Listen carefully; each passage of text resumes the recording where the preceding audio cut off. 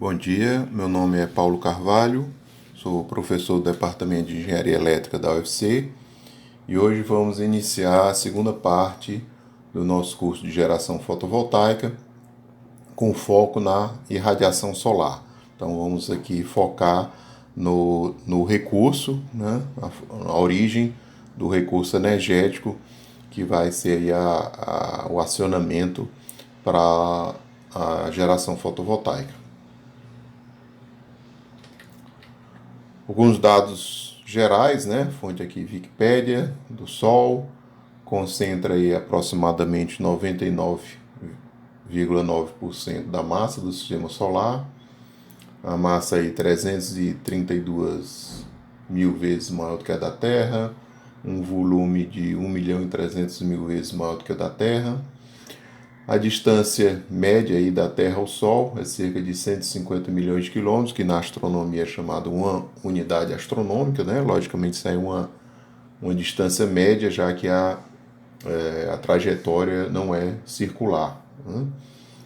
A composição do Sol é primariamente hidrogênio, né? 74% da massa, e hélio, 24% da massa, e traços de outros elementos. Durante séculos, né, a humanidade se concentrou em saber a origem, né, da energia do Sol, e só no século XX, né, se descobriu o verdadeiro origem, que são processos de fusão nuclear, né, em que tem aí a combinação, a fusão de átomos de hidrogênio produzindo átomos de hélio. A temperatura média na superfície é aproximadamente de 5.780 Kelvin, né? Logicamente no interior da estrela chega a vários milhões de graus de temperatura, mas na superfície é esse valor. A fusão nuclear, né, que como vimos, é o processo, aí, a origem da energia do Sol e das estrelas, né, de modo geral, utiliza 4 prótons de hidrogênio, né? Então cerca de 3,7 vezes 10 elevado a 38 prótons são convertidos em núcleos de hélio a cada segundo. Essa reação converte 0,7% da massa fundida em energia. Então veja que a quase totalidade da massa do hidrogênio é fundido em hélio, né? Mas uma parcela, veja aí, menos de 1%, não é convertida em massa, é convertida em energia, e é exatamente essa pequena parcela que é responsável pela gigantesca energia vinda do Sol. Então são aqui a produção de 9,15 vezes 10 elevado a 10 megatoneladas de TNT, de energia por segundo, segundo a equação de massa e energia proposta por Einstein, né, conhecida, é igual a mc ao quadrado, ou seja, a energia é a massa vezes o quadrado da velocidade da luz no vácuo. Bom, a questão do Sol, né? Então tem aqui uma informação interessante, como é que essa energia chega, como essa energia é emitida. Temos aqui uma matéria bem interessante do site Inovação Tecnologia, né? Então um site que divulga, como o nome sugere, aspectos inovadores aí da área de tecnologia. Então temos aqui uma matéria de 2003, em que ele fala de uma sonda, né, da NASA, chamada Solar Dynamics Observatory. Tem várias sondas que já foram lançadas para estudar o Sol, e eu escolhi essa aqui devido a um aspecto interessante, em que, como está escrito aqui, né, os sensores do SDO podem ver a luz do Sol de inúmeras formas diferentes, né? Então ele diz aqui também: o Sol emite luz em uma gama muito ampla de comprimento de onda, né? O olho humano é capaz de perceber, obviamente, apenas o espectro visível, mas temos aí infravermelho, ultravioleta, raio-x, né? Então, como se diz, na realidade o que nós percebemos com a nossa visão é uma parcela muito pequena da realidade, né? A maior parte da realidade ela é invisível para o olho humano. Então, o importante é que cada um desses comprimentos de onda dá informações sobre informações diferentes sobre o funcionamento e o comportamento do Sol, né? e aí permite avaliar com mais precisão o impacto dessa irradiação sobre a Terra, né? Então, esse estudo exatamente colocou essas diferentes faixas, né? Ele coloca aqui, por exemplo, a luz amarela, característica do Sol, gerados por um átomo na temperatura na faixa dos 5.700, o que representa o que está acontecendo na superfície da estrela. Então, exato como já tínhamos colocado, essa temperatura corresponde ao que ocorre na superfície da estrela, né? Então, ele coloca aqui, por exemplo, a radiação ultravioleta, emitido por átomos a 6.300.000 graus Celsius, um bom comprimento de onda para estudar as erupções solares, né? Então, quando essas erupções são momentos em que a temperatura na atmosfera solar atinge valores muito superiores à superfície, né? Então, aqui o observatório ele tentou, como foi dito, pegar diversas faixas, né, de comprimento de ondas. Aqui a unidade, como ele coloca aqui, os comprimentos de ondas são medidos em angstroms, que equivale a 0,1 nanômetros, né? Então, por exemplo, 4.500 angstroms seria 450 nanômetros, que mostra a superfície do Sol, fotosfera. Então, esse comprimento de onda em torno de 450, 500 nanômetros corresponde à temperatura da superfície do Sol. Então, ele vai a relação é inversa, né? Então, quanto menor o comprimento de onda, maior a energia. Então chegamos ali na ponta de 131 angstrom. É nessa frequência que aparece o material mais quente durante uma erupção solar. Então, a partir dessa, né, capacidade dessa sonda de acompanhar, registrar todos os comprimentos de onda, se tem, obviamente, uma compreensão melhor do processo do Sol. E aí vem essa imagem muito interessante, está lá disponível no site, né, em que ele mostra aí esse mosaico aí de todos os comprimentos de onda, né, como foi dito, nossa visão só consegue perceber o amarelo, então ele vem aqui com diversas faixas. E tem aqui isso que a gente falou, né? Se você pegar aqui, por exemplo, a segunda linha, primeira coluna, tem 4.500 angstrom, que corresponde a 450 nanômetros, é aquela temperatura em torno de 6.000 Kelvin, que é a fotosfera. Então, essa é o que a gente vê, né? O olho humano é capaz de perceber a temperatura na superfície.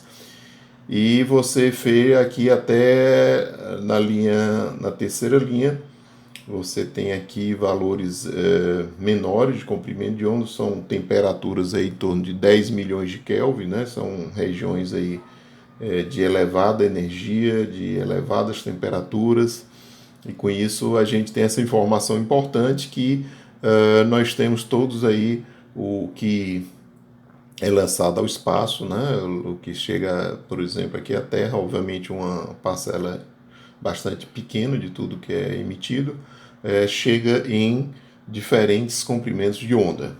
É o chamado espectro solar, como a gente vai comentar. Aqui ainda a nível de sonda, só um destaque aqui para conhecimento. Hoje está em órbita aí do Sol, a Parker Solar Probe, é uma sonda espacial da NASA com o objetivo de orbitar o Sol. Ela vai fazendo órbitas e cada órbita vai se aproximando do Sol, então a aproximação gradativa até chegar a 8,9 raios solares seria o objeto que mais vai chegar perto do Sol construído pelo ser humano, né? E no ápice dessa aproximação alcançará uma velocidade superior a 700.000 km por hora, o que tornará o objeto mais veloz já lançado pelo ser humano. Então, aqui o detalhe, na foto à direita, obviamente, quando estava sendo ainda os detalhes finais na Terra, do lado esquerdo aqui é uma criação artística, né? O detalhe que a face voltada para o Sol é revestido de uma densa camada de um material altamente resistente à temperatura, e tem toda aí a necessidade de um controle rigoroso, que essa face sempre deve estar voltada para o Sol, para proteger os sensores que estão localizados na parte de trás da superfície. Bom, Sobre a questão da radiação, a gente encontra muitas vezes no texto uma certa confusão nos termos, né? Então a gente gosta sempre de salientar isso aqui. São em duas unidades básicas, um que a gente chama irradiância. O sensor ele vai medindo a cada momento um valor, potência por área, né? Basicamente aí a unidade bastante usar o watt por metro quadrado. Então se chama irradiância. Então é o valor instantâneo que o sensor vai medindo a cada momento, né? Se você tem aí no eixo X o tempo, no eixo vertical você vai ter a irradiância, o valor instantâneo medido. Se você faz a área sobre a curva, né? Se você multiplica o eixo vertical, watt por metro quadrado, vezes o eixo X, horas. Então, obviamente, a área, né, integral aí dessa curva é chamada irradiação, que é o watt-hora por metro quadrado. Então, é a área delimitada pela curva da irradiância, né, ao longo do dia. Então, potência por área, irradiância, energia por área, chama irradiação. A radiação solar decresce com o quadrado da distância ao Sol, né? Então, obviamente, a Terra tem um determinado valor, considerando um valor médio aí de órbita. A variação da distância Sol-Terra, né, faz com que essa irradiância no topo da atmosfera varie entre 1.325 e 1.420 watts por metro quadrado. E aí temos um primeiro informação bastante usada na literatura, que é chamada constante solar. Então, apesar do nome, constante solar não é uma constante, né? Porque, logicamente, como a gente vimos aí, essa distância Sol-Terra varia, mas se adotou aí como um valor médio aí, né? Para representar essa potência que chega à Terra. Então, a constante solar seria a energia que incide numa superfície unitária, normal aos raios solares, por unidade de tempo, numa região situada no topo da atmosfera. Então dá um valor aí de aproximadamente 1.367 watts por metro quadrado, né?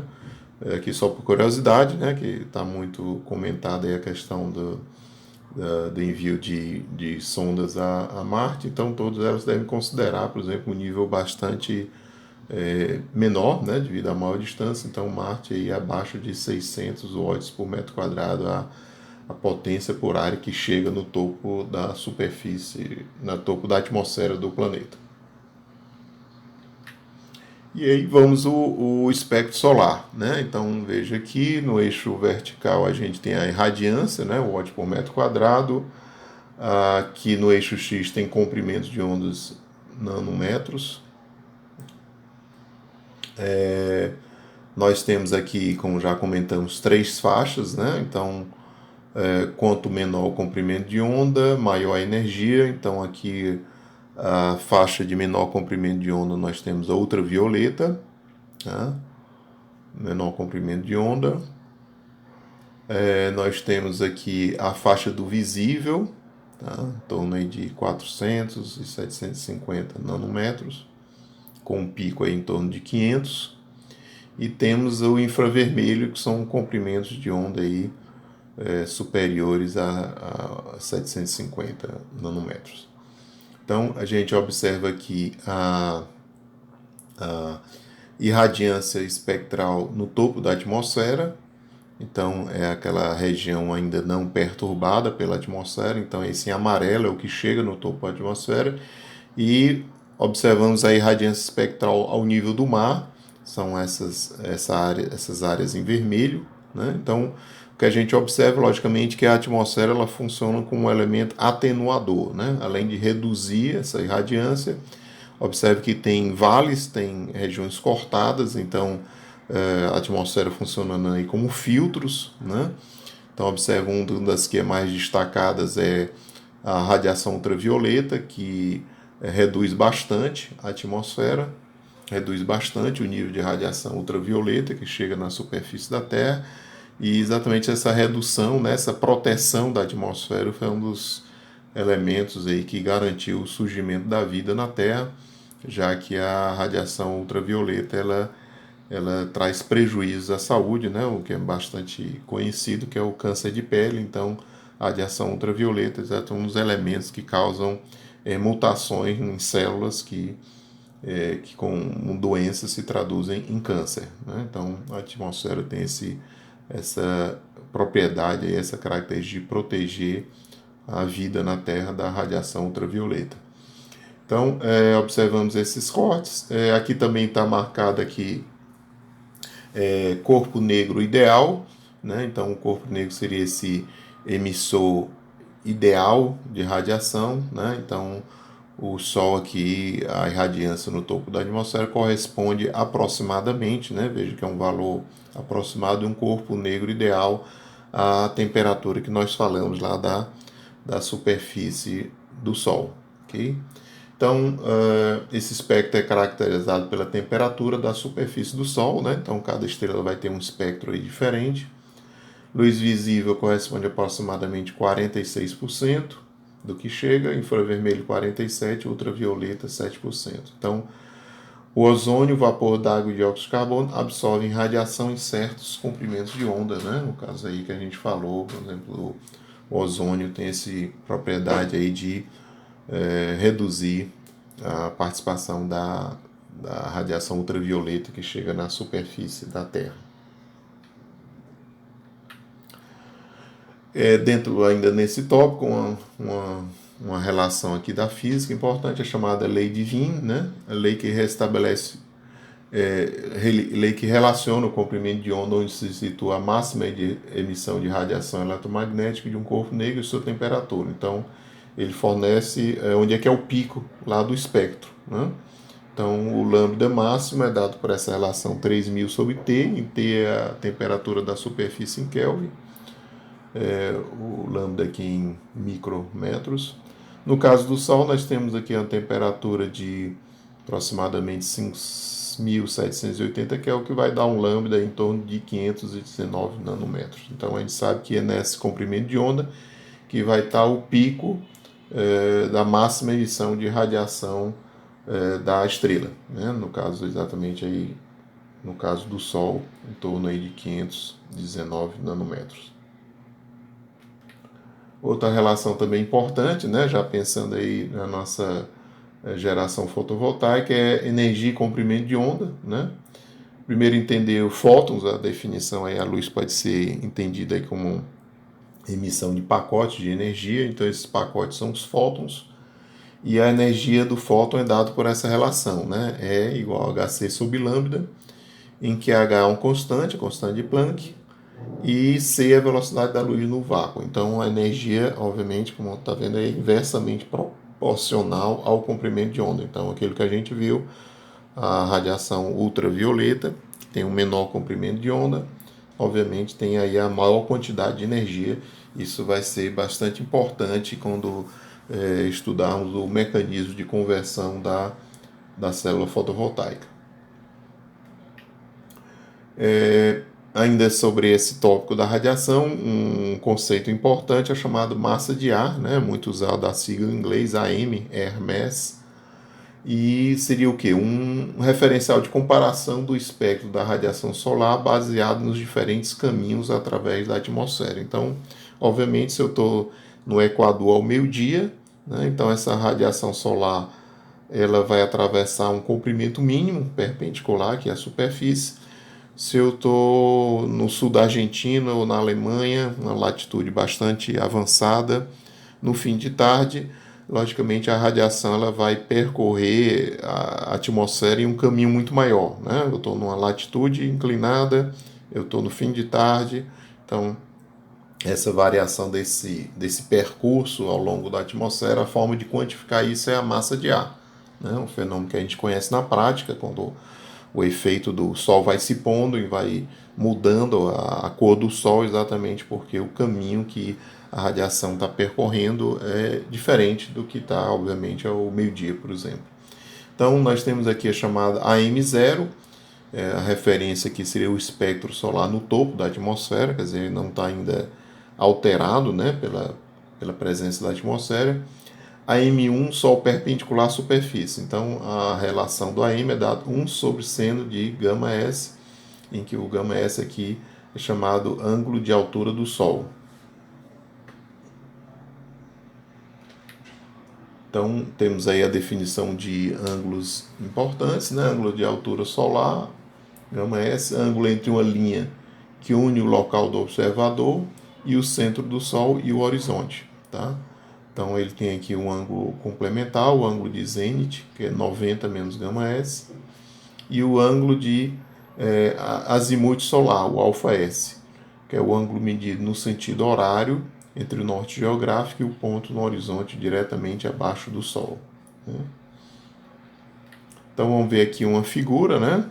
Pereira et al. 2017, uma figura para facilitar a nossa compreensão. Então veja aqui o ângulo solar. Então veja que ele tem uma linha aqui a nível do solo, né? E tem uma linha que une o observador até o Sol. Então esse ângulo solar ele vai dar, como o nome sugere, né? Essa elevação. O Sol surge no leste à medida que ele vai percorrendo o dia. A gente vai, obviamente, vai ter diferentes valores de ângulo solar. Obviamente aqui vale aqui um parênteses, né? Quando a gente fala que o Sol vai se deslocando, obviamente nós sabemos que é a Terra que se desloca, né? Obviamente. Então isso é apenas um vício de linguagem que a gente vai sempre utilizar no curso, mas fica claro, óbvio, né? Que é o Sol, é a Terra que está girando ao redor do Sol, tá? Então, feita essa explicação, então vemos aí o Sol vai se movendo, então vem aqui o ângulo solar, complementa aqui o ângulo de zênite, né, aqui com essa perpendicular, tá? E o ângulo de azimuth, que é exatamente essa em relação aqui ao norte, né? Então, à medida que logicamente ele vai andando, o Sol vai se movendo, então a gente vai vendo essa variação dos dois ângulos aí, né? Na realidade, todos os ângulos estão se movendo, né? Estão se alterando ao longo do movimento ao longo do dia. Então nós temos aqui, lembrar que além dessa variação ao longo do dia, nós também temos a variação ao longo do ano, né? Então lembrando aqui, no solstício, nós temos aqui o solstício aqui no dia 21 de junho, o solstício dia 21 de dezembro, então temos essa variação que é o equinócio, você tem aí o meio termo, né, os dias iguais, 22 de setembro, 20 de março, então exatamente essa inclinação da Terra, né, de 23 graus e 27 minutos, tem o extremo aí nesses dias, de acordo com o hemisfério que se esteja, então essa variação desse ângulo é exatamente que caracteriza a existência das estações do ano, né? Então nós temos aqui na figura aqui embaixo um observador no hemisfério sul, né? Então nós temos aqui o solstício de verão. Então aqui seria o solstício de verão no hemisfério sul, é o 21 de dezembro, né? Que é o dia mais longo do ano. Veja a trajetória aí do Sol, ele permanece muito tempo no céu. O equinócio de outono e primavera, os dias são iguais, o período do dia é igual ao período da noite. E o solstício de inverno no hemisfério sul, que é no dia 21 de junho, né? Então, no hemisfério sul é o dia mais curto do ano. Então, observe aí que o Sol permanece um menor tempo no céu, e tudo isso, obviamente, em função aí dessa inclinação desse ângulo de 23 graus e 27 minutos. O importante é que, no caso específico aqui da cidade de Fortaleza, né? A cidade de Fortaleza é praticamente aqui no Equador, apenas 4 graus de latitude sul. Então, observamos que as diferenças, o efeito da variação das estações do ano é praticamente não perceptível, né? Então, não há praticamente nenhuma diferença, não é percebida essa variação das estações. O que tem aqui realmente como diferença básica é o período chuvoso, né? Que erradamente é uma linguagem popular chamada de inverno, né? Mas não é inverno em termos de estação do ano. Março não é inverno, mas é chamado. Então, cientificamente falando, o que nós temos aqui são apenas dois períodos. É o período chuvoso, né? Que geralmente, que sempre ocorre no primeiro semestre, e o período não chuvoso que ocorre no segundo semestre. Isso aí é o fator que vai determinar o fluxo de radiação solar, né, e também determina o regime de ventos aqui no caso aqui do estado do Ceará, em boa parte aqui do Nordeste. Bom, ainda sobre radiação solar anual fora da atmosfera, em torno de 12.000 kWh por metro quadrado, né, por ano. Agora, lembramos que na superfície da Terra ocorrem sérias reduções, né? Primeiro, obviamente, em todo lugar do mundo, metade do ano é noite. A atmosfera reduz no mínimo 25%, a gente já viu aquela redução, né, da radiação que chega. Nuvens e poeira contribuem para essa redução, então a questão do nível de poluição, né, particulados, material em suspensão na atmosfera, somente nos grandes centros urbanos, então ela contribui ainda mais para essa redução, a poluição. E aí nós temos melhores locais da Terra, em torno de 2.500 kWh por metro quadrado por ano, e aqui, no caso específico aqui do Ceará, em torno de 2.000 kWh por metro quadrado por ano. Sobre a radiação tem componentes, né, fundamentais. O primeiro é chamada radiação direta, pode ser definido com a fração da radiação que atinge a superfície da Terra sem sofrer desvio, né? Então, como o nome sugere, é a radiação que vem direto do disco solar, né? Então, a gente faz aqui a observação apenas da radiação direta pode ser usada em sistemas solares de concentração, né? Nós temos os sistemas solares térmicos de concentração, eles só podem ser operados em locais com alto índice de radiação solar direta, né? Então ele tem que ter um alto índice de radiação solar direta. Já essa, inclusive, de antemão é uma vantagem, a gente pode antecipar uma vantagem fotovoltaica, que mesmo em locais que tem a radiação difusa, né, apesar de gerar menos, mas gera, tá certo? Então é por isso que explica que a fotovoltaica é encontrada em todos os locais do mundo e os sistemas solares térmicos de concentração são muito limitados a locais com alta taxa de radiação direta, que é o caso, por exemplo, da fronteira dos Estados Unidos com o México, sul da Espanha, então Israel, então são locais bastante restritos. A radiação difusa, né, como o nome está dizendo, é a fração que chega à superfície em diversas direções devido às alterações causadas pela atmosfera. Então, a radiação ela é espalhada pela atmosfera, né? Então, nós temos aí a questão dias nublados, então locais bastante nublados nós temos uma alta taxa de radiação difusa, né? E todos esses materiais que estão em suspensão também contribuem para a radiação difusa. Então, sistemas não concentradores podem usar também radiação difusa. Então, essa observação é exatamente se referindo aos sistemas fotovoltaicos que normalmente são quase sua totalidade não utiliza sistemas de concentração de luz. Tá?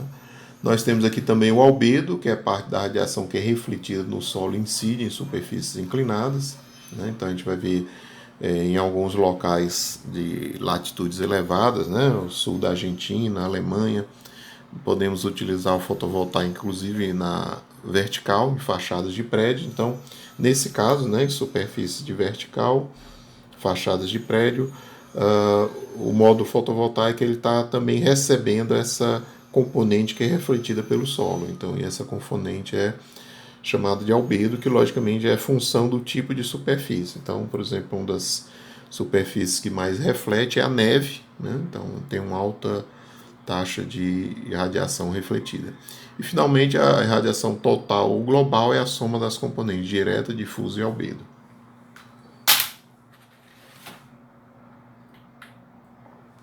Aqui uma figura só para ilustrar isso que a gente falou, né? Fonte aqui Pereira et al., 2017. Nós chegamos aqui, o G0 seria essa radiação no topo da atmosfera. Ela vai se dividindo, veja, a difusa é o que passa aqui pelo material particulado, poeira, né? Material em suspensão. É o material que, veja, também é a componente que passa aqui pelas nuvens, então um dia totalmente nublado você só tem essa componente difusa. Nós temos aqui uma parcela que ele chama aqui GDIR, né, de direta, radiação direta. Então veja que ela vem direto do disco solar e atinge aqui a superfície, né, do módulo fotovoltaico.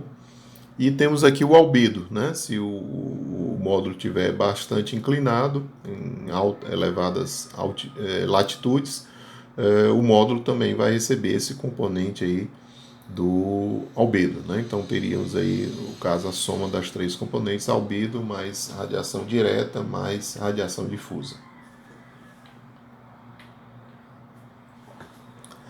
Aqui esses efeitos, né, dessas variações, nós temos dados medidos aqui de radiação global em Fortaleza. Nós escolhemos aqui 2 dias aleatoriamente, 10 de abril de 2003, 16 de abril de 2003, e a ideia aqui é mostrar que, exatamente como nós sabemos, em abril, primeiro semestre, é o período chuvoso em Fortaleza, para mostrar que a grande variação, né? Então, grande variação do recurso solar num espaço de apenas 6 dias, veja que no dia 10 de abril, logicamente está baixo aqui, com certeza devido à ocorrência de chuvas, nós tivemos um nível de radiação de 1,1 kWh por metro quadrado. Em apenas 6 dias, veja que o nível de radiação quase que foi multiplicado por 6.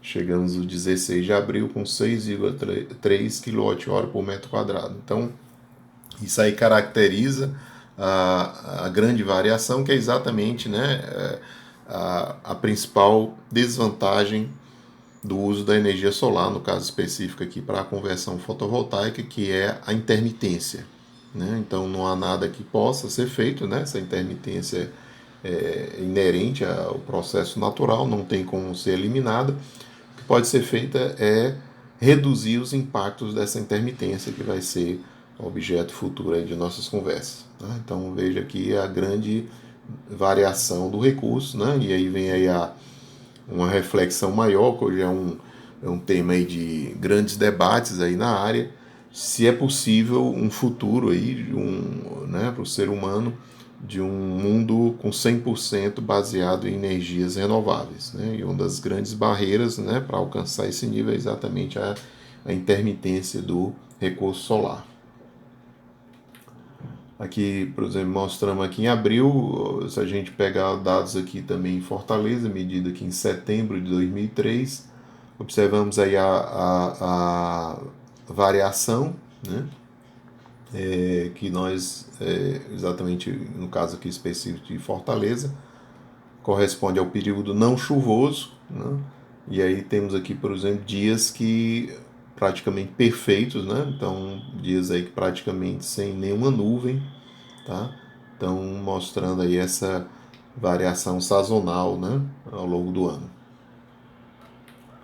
Aqui um aspecto também que salientamos aqui é o efeito da resolução. Geralmente se trabalha com médias a cada 10 minutos, então o aparelho sensor vai registrando e a cada 10 minutos tira uma média. Mas, por exemplo, se essa média é variado, né, então nós temos aqui um valor, por exemplo, usando outra resolução, um valor médio a cada minuto, observamos a presença desses vales e picos, né, mostrando o caso específico aqui das condições de Fortaleza, a grande variedade do recurso, né, apesar que ter períodos com pouca chuva, nós observamos que tem, de modo geral, as características aqui do litoral, né, Nordeste, Ceará, ocorre uma grande presença de nuvens. Então, exatamente o passar, né, dessas nuvens vai sempre causando esses vales, vai causando essa variação bastante significativa aqui do recurso solar ao longo do dia, e que muitas vezes quando colocamos aí para médias, né, por exemplo, de 10 minutos, a gente não percebe aí mais essas variação tão intensa aqui do recurso. Aqui para dar uma visão anual, né? Então aqui valores medidos aqui foi um período aqui de 12 meses, de abril de 2003 a março de 2004. Em geral, esse formato não muda muito, né? Então você vai ter anos mais chuvosos, anos menos chuvosos, mas em geral tem essa forma aqui essa senoide, né, que nós observamos aqui os menores valores veja aqui em amarelo estão os valores médios, os menores valores são janeiro, fevereiro e março, que obviamente é o período chuvoso, quando chove, né?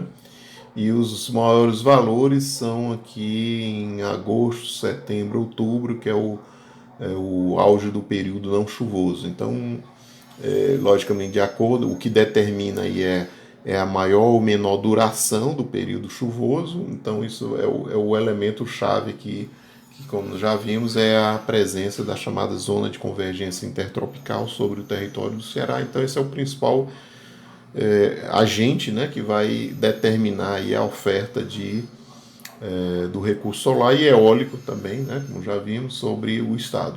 Então, de modo geral, nós temos aqui menores valores na faixa aqui em torno de 3, né, kWh por metro quadrado. Nós temos aqui em setembro os valores aqui máximos aqui em torno de 7, de modo que a média aqui do estado fica em torno aqui de 5,5 kWh por metro quadrado, a média ao longo do ano. Né? E como eu falei, isso vai variando em função da maior ou menor duração do período chuvoso no estado. Dando essa visão do Brasil, nós temos aqui o total diário da irradiação global horizontal, né? Então aqui é a irradiação global horizontal, a fonte aqui Pereira et al. 2017. Então, como todos nós sabemos, as regiões mais propícias do Brasil é o interior do Nordeste. Então veja que começamos aqui desde o Rio Grande do Norte e vamos até o interior vamos até o norte de Minas Gerais, que é considerado também a região semiárida. Então esse meio aqui do Nordeste, com exceção praticamente aqui do Maranhão, esse meio do Nordeste é considerado a região mais propícia, né? Popularmente é conhecido como sertão. Né? E observamos a região menos propícia é o litoral de Santa Catarina, que exatamente devido à presença da Serra do Mar, as nuvens de chuva são barradas pela serra. Então essa região aqui, litoral de São Paulo, Santa Catarina, Paraná, chove bastante, né? Então faz que obviamente essa cobertura aqui de nuvens obviamente reduz o recurso solar que chega à superfície. Nós temos a radiação direta, né? Então, lembrando, a radiação direta é que vem direto do disco solar, então está muito associada à questão da cobertura de nuvens, né? Então, regiões com pouca cobertura de nuvens têm uma elevada taxa de radiação direta. De novo, observamos aí a região mais propícia, né? O interior do Nordeste, começando aqui do Ceará, indo até o norte de Minas. Região menos propícia que o litoral, né, de Santa Catarina, e observamos também uma região muito propícia, né, radiação direta, que é a região norte, né, a floresta amazônica, que obviamente, como sabemos, é a região que chove bastante devido à presença da floresta. Né, alguns falam que são rios que correm pela atmosfera, então uma presença de chuva bastante constante. E aí caracteriza que o fato que não basta estar próximo à linha do Equador. Né? Então nós vemos aí duas regiões próximas à linha do Equador, que é o norte e o nordeste, tem um comportamento totalmente diferente quando se fala de radiação direta.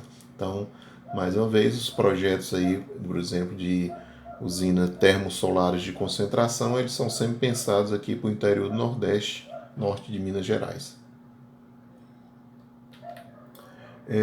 Voltando aqui para a irradiação global horizontal, né, que é importante aqui decisiva aqui para conversão fotovoltaica. Essa figura aqui, né, do Pereira et al. 2017, compara as diferentes regiões do Brasil e fica mais uma vez demonstrada a excelente qualidade do recurso solar no Nordeste do Brasil. Então, observamos aqui que das 5 regiões, né, o Nordeste é que tem a média anual mais elevada, em torno aqui de 5,5 kWh por metro quadrado. A região que tem a menor média é a região sul, aqui entre 4,5 e 4,7 kWh por metro quadrado. E outro aspecto importante, né, que vejam aqui essa linha vertical, o mínimo e o máximo, observamos que a diferença entre o valor mínimo de radiação e o valor máximo de radiação no Nordeste, essa faixa de variação é muito pouca, né? Está aí aqui entre menos de 5,3 e menos de 5,7. Então é um intervalo bastante reduzido aí entre 5,3 e 5,7. Enquanto que, por exemplo, aqui no caso da região sul, né, essa variação é bem mais significativa, né, a diferença entre o valor mínimo e o valor máximo. Então, que obviamente aí já todos nós sabíamos, configurando aí o Nordeste como uma região, além de ser, né, oferecer o melhor recurso eólico do país, oferece também as melhores condições para o uso da energia solar, as maiores médias e a menor taxa de variação. Seguido, em segundo lugar, tem o Centro-Oeste e o Sudeste, basicamente aí meio valor empatado, né? E depois a região Norte e depois a região Sul. Bom, sobre a questão do instrumental de medição, nós temos heliógrafo e actinógrafo, são equipamentos mais antigos, né, que registravam a duração da insolação, registravam a radiação solar total difusa. Então, esses aí são instrumentos mecânicos, né, faziam um registro sobre uma tira de papel. Então, esses dois primeiros têm um valor mais histórico. O que atualmente se usa é o piranômetro, né, que é o instrumento básico para medição de radiação solar total difusa. Então, é o equipamento básico para qualquer projeto de solar, somente aqui no caso do fotovoltaico, é o piranômetro. E o piroheliômetro, que é para medir a radiação direta, que é um equipamento mais difícil de ser encontrado. Então, nós temos aqui, as fotos foram tiradas aqui na sede da FUNSEMI, aqui em Fortaleza, o heliógrafo, né? Então aqui está escrito registro do número de horas de sol por dia. Então, basicamente, nós temos aqui uma lente nessa forma dessa esfera, embaixo se colocava uma tira de papel, e à medida que o sol aparecia, através dessa lente ia queimando essa tira de papel, e aí você tinha o número de horas que a radiação solar ultrapassou um determinado valor, né? Então, como eu falei, hoje tem um valor mais histórico, né? Título de a gente acompanhar a evolução desses instrumentos. Aqui também o actinógrafo, né, registro da radiação global, também aqui da sede da FUNSEMI. Veja que, né, possui um braço, esse braço vai desenhando, registrando sobre um tambor, sobre esse tambor tem uma superfície de papel, então tem, como eu falei, também um valor histórico, né, que tem relativo à época que foi empregada. Pronto, o que nós hoje se utiliza, né? Aqui temos o piranômetro, tem uma foto lá do nosso laboratório, Laboratório de Energias Alternativas, LEA, da UFC. Temos aqui o piranômetro, uma superfície, no caso, uma superfície negra, que um sinal é emitido, e esse sinal feita a aquisição desse sinal num sistema de aquisição de dados e produz um sinal proporcional à radiação incidente sobre essa superfície. Aqui temos outro tipo de piranômetro, né? essa superfície, essa casca que é para proteger o sensor. O piranômetro é instalado na Universidade de Colônia, na Alemanha, um outro tipo de sensor. Aqui nós temos também no teto aqui da Universidade de Colônia, na Alemanha, nós temos esse piranômetro com esse disco, né, ao redor, com esse anel. Então, qual é a função desse anel? Bom, o anel, a função é cobrir a trajetória do Sol. Veja que ela está aqui com a inclinação corresponde à trajetória do Sol nesse dia específico na Alemanha, né, considerando, logicamente, a latitude aqui do local. Então, qual é a função? Veja que o piranômetro ele mede a radiação global, tudo que chega. Se eu faço cobrir a trajetória do Sol, eu estou cobrindo o quê? A medição da radiação direta, o que vem diretamente do disco solar. Então, radiação global menos a radiação direta é igual à radiação difusa. Então, o piranômetro com esse anel encobrindo o Sol é uma estratégia utilizada para medir a radiação difusa. Tá? Então, eu tenho um piranômetro isolado, eu meço a radiação global, eu tenho um piranômetro com essa estrutura de anel para cobrir o Sol, eu meço a radiação difusa, e a soma das duas, a subtração, né? A global menos a difusa, eu posso ter, por exemplo, a radiação direta. Então essa é uma estratégia para ter aí a medição das três componentes. Então pode se perguntar por que eu não meço diretamente a radiação direta. Bom, a gente vai responder essa pergunta daqui a pouco. Vamos aqui ver aqui algumas fotos de outra visita que nós fizemos ao Instituto Solar em Jülich, na Alemanha, né? Então veja aqui uma célula fotovoltaica, né? É o que está acontecendo aqui. Ela é utilizada como um medidor de radiação solar. É possível, é possível. Apenas ele não mede, a gente vai ver isso depois, a radiação solar ela pega apenas uma parte do espectro solar. Então ela não mede todo o espectro como faz, por exemplo, o piranômetro, né? Então, em resumo, a situação ideal é utilizar um piranômetro, mas se você quer fazer uma coisa mais simples e de menor custo, pode ser utilizado apenas uma célula, né, isolada, como está aqui nesse exemplo, para ter uma primeira ideia do nível de radiação que é absorvida pelo processo fotovoltaico, tá certo?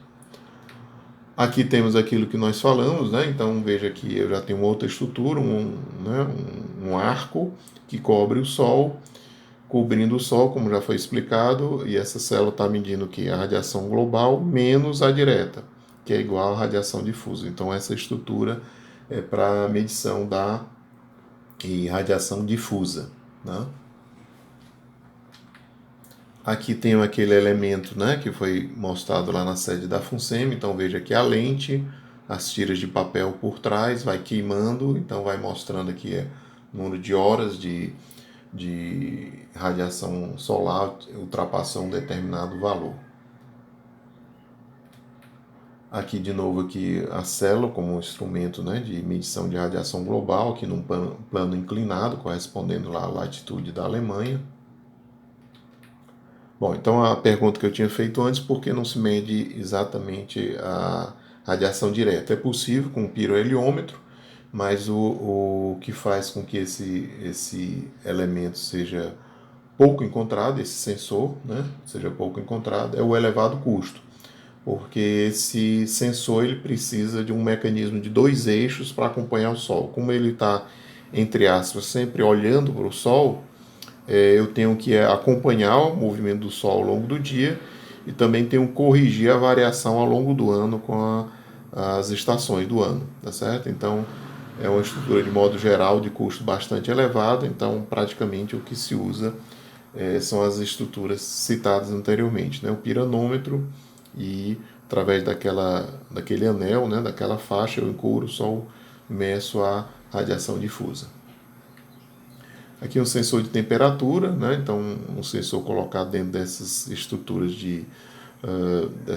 dessa capa para proteger de radiação. Então esses são os instrumentos básicos, né?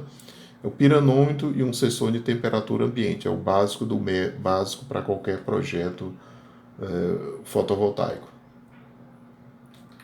Bom, aqui nossas referências, né? O nosso livro Geração de Energia Elétrica Fundamentos, Wikipédia, Inovação Tecnológica, Geodesign, o Atlas Brasileiro de Energia Solar, né, que pode ser baixado, contém um material valioso aqui para pesquisa na área. Solução do autor, exceto quando indicado. Bom, eu agradeço a atenção de todos, até o nosso próximo encontro.